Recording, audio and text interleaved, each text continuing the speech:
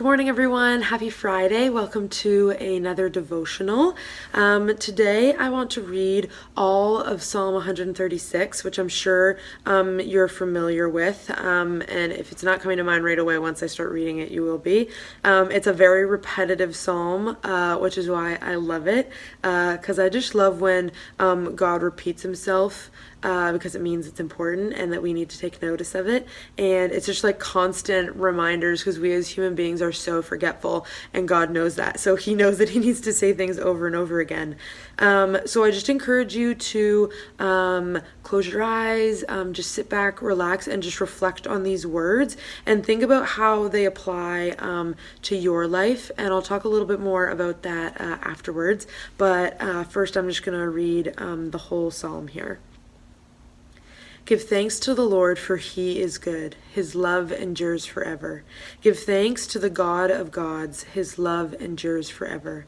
Give thanks to the Lord of lords. His love endures forever. To him who alone does great wonders, his love endures forever. Who by his understanding made the heavens, his love endures forever. Who spread out the earth upon the waters, his love endures forever. Who made the great lights, his love endures forever. The sun to govern the day, his love endures forever. The moon and the stars to govern the night, his love endures forever. To him who struck down the firstborn of Egypt, his love endures forever, and brought Israel out from among them, his love endures forever. With a mighty hand and outstretched arm, his love endures forever. To him who divided the Red Sea asunder, his love endures forever, and brought Israel through the midst of it, his love endures forever. Who swept Pharaoh and his army in the Red Sea, his love endures forever. To him who led his people through the wilderness, his love endures forever. To him who struck down great kings, his love endures forever, and killed mighty kings, his love endures forever. Sihon, king of the Amorites, his love endures forever, and Og, king of Bashan, his love endures forever, and gave their land as an inheritance, his love endures forever, an inheritance to his servant Israel, his love endures forever. He remembered us in our low estate, his love endures forever, and freed us from our enemies, his love endures forever. He gives food to every creature, his love endures forever.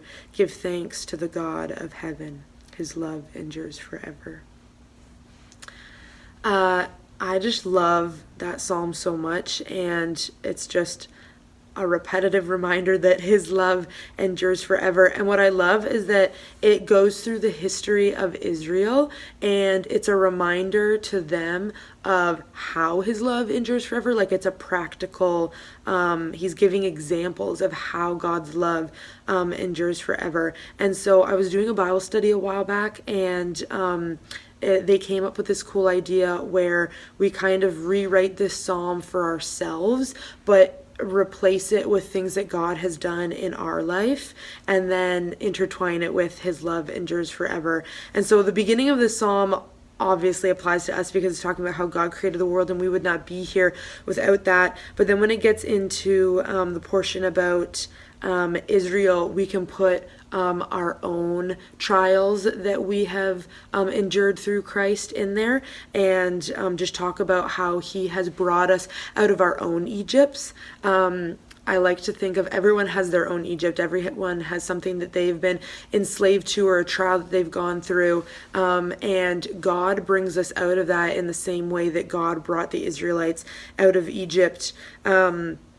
And he continues to show his love to us in practical and tangible ways that I think sometimes we forget about. But if we write it out in a list like this, it reminds us of like, wow, this is everything that God has done in my life. And it's constantly growing. Like, this psalm could have then been rewritten again during the disciples' time, and it could have been added to, because God continued to do so much, and his love continues to endure forever and ever. And so I just thought that this psalm is a great reminder to us of what God is doing what he did, what he's doing right now, and what we know he will continue to do as well. So I hope that was an encouragement to you this morning, and yeah, just words that you can reflect on this weekend. So have a great rest of your day, have a great weekend, and I hope to see you guys on Sunday, or if not, enjoy our live stream service. Thanks, guys. Bye.